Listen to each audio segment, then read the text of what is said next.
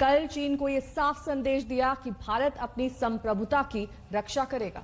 प्रधानमंत्री ने शहीदों को नमन किया और कहा कि जाबाजों की शहादत बेकार नहीं जाएगी। त्याग और तितिक्षा हमारे राष्ट्रीय चरित्र का हिस्सा है, लेकिन साथ ही विक्रम और वीरता भी उतना ही हमारे देश के चरित्र का हिस्सा है। मैं देश को भरोसा दिलाना चाहता हूं, हमारे जवानों का बलिदान व्यर्थ नहीं जाएगा। हमारे लिए भारत की अखंडता और संप्रभुता सर्वोच्च है और इसकी रक्षा करने से हमें कोई भी रोक नहीं सकता। इस बारे में किसी को भी जरा भी भ्रम या संदेह नहीं होना चाहिए।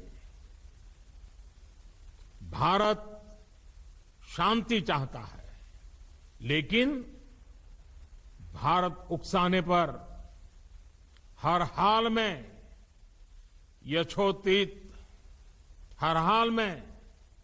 यथोचित जवाब देने में सक्षम है। और हमारे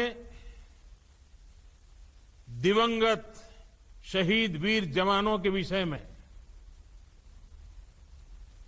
देश को इस बात का गर्व होगा कि वे मारते मारते मरे हैं। तो आज देश शहीदों को सलाम कर रहा है, उन्हें नमन कर रहा है। चीन के साथ हिंसक झड़प में शहीद हुए जवानों को आखिरी सलामी दी जा रही है। तिरंगे से लिपटे शहीदों के पार्थिव शरीर जब अपने अपने गृहनगर पहुंचे हैं तो गम भी है, गुस्सा भी है, लेकिन गर्व भी है। शहीदों की बहादुरी के जयकारे लग रहे हैं तो चीन से बदले की हुंकार भी है।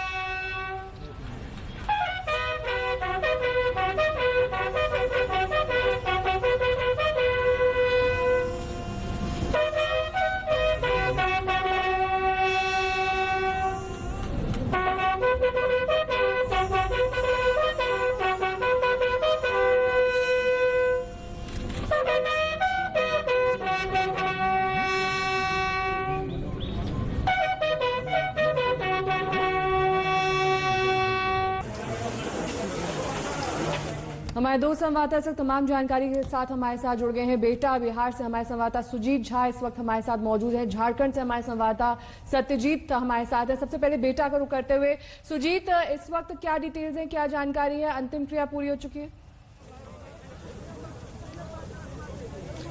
देखिए, अंतिम क्रिया अंतिम दौर में है। कुछ ही क्षणों में मुखाग्नि दी जाएगी उनके पुत्र के द्वारा, शहीद सुनील के। और ये आप देख रही होंगे कि सेना के जवान अपनी राइफल ऊपर किए खड़े हैं। तो ये एक सलामी है, एक तरीके से ये राजकीय सम्मान के तहत ये सलामी दी जाएगी, फायरिंग की जाएगी। उसके बाद ये कार्यक्रम चलेगा। अब ये नारे भी लग रहे हैं, सुनील अमर रहें, क्योंकि सुनील कुमार ने अपनी जान दी है मातृभूमि का सेवा के लिए। और ये फायरिंग हुई, ये सम्मान में फायरिंग की गई और सेना के जवान राजकीय सम्मान के तहत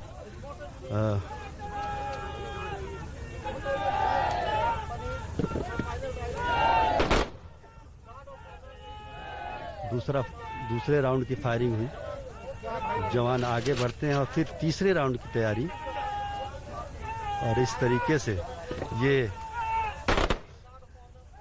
गार्ड ऑफ ऑनर दिया गया राजकीय सम्मान के साथ। शहीद को अंतिम विदाई से कहते हैं। और सुनील कुमार का मुखाग्नि भी दे दी गई है उनके पुत्र के द्वारा। ऊपर तिरंगा लहराता हुआ गंगा का पानी मंद गति से बह रहा है, लेकिन इसमें एक रवानी है। और वही आप यहाँ देखेंगे, यहाँ के नौजवान जो कि देश के लिए कुछ भी करने के लिए अपना जान न्यौछावर करने के लिए सुजीत, हमेशा आपके तैयार पास हम रहते लौटेंगे। हैं। इस बीच अब प्रधानमंत्री नारों नरेंद्र मोदी संबोधित कर रहे हैं, आइए सीधे सुनते हैं। का भी भारत इस बड़ी आपदा को आपदा समझ करके रोते बैठने के पक्ष का नहीं है। भारत आपदा कितनी ही बड़ी क्यों न हो, उसको अवसर में बदलने के लिए कृत संकल्प है और हम सब मिलकर के आपदा को अवसर में बदलेंगे। कोरोना के संकट ने भारत को आत्मनिर्भर भारत, सेल्फ रिलायंट होने का सबक भी दिया है। आत्मनिर्भर भारत यानी भारत इंपोर्ट पर अपनी निर्भरता कम करेगा। आत्मनिर्भर भारत यानी भारत इंपोर्ट पर खर्च होने वाली लाखों करोड़ों रुपयों की विदेशी मुद्रा बचाएगा और देश के गरीबों के कल्याण के लिए काम में लाएगा। आत्मनिर्भर भारत यानी भारत को इंपोर्ट न करना पड़े, इसके लिए वो अपने ही देश में साधन और संसाधन विकसित करने की दिशा में लगातार प्रयास करेगा, आगे बढ़ेगा। आत्मनिर्भर भारत यानी जिसे आज हम इंपोर्ट करते हैं, कल को,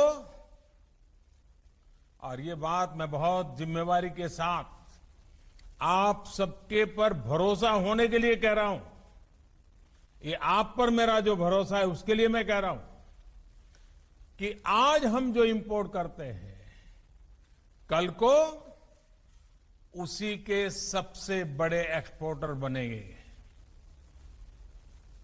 साथियों, इस लक्ष्य को प्राप्त करने के लिए यह बहुत आवश्यक है कि हम एक एक सेक्टर को पकड़कर, एक एक प्रोडक्ट को पकड़कर, एक एक सर्विस का ध्यान करते हुए होलिस्टिक तरीके से काम करें। एक एक क्षेत्र को चुन करके उस क्षेत्र में भारत को आत्मनिर्भर बनाएं। आज का ये इवेंट इसी सोच को साकार करने की दिशा में एक महत्वपूर्ण इनिशिएटिव है, एक मजबूत कदम है। आज एनर्जी सेक्टर में भारत को आत्मनिर्भर बनाने के लिए, सेल्फ रिलायंट बनाने के लिए एक बहुत बड़ा कदम उठाया जा रहा है। ये कार्यक्रम सिर्फ कोल माइनिंग से जुड़े एक सेक्टर से जुड़े रिफॉर्म्स को जमीन पर उतारने का ही है, ऐसा नहीं है, बल्कि ये 130 करोड़ एस्पिरेशंस को रियलाइज करने का कमिटमेंट है। ये हमारे युवा साथियों के लिए रोजगार के लाखों अवसर तैयार करने की शुरुआत है।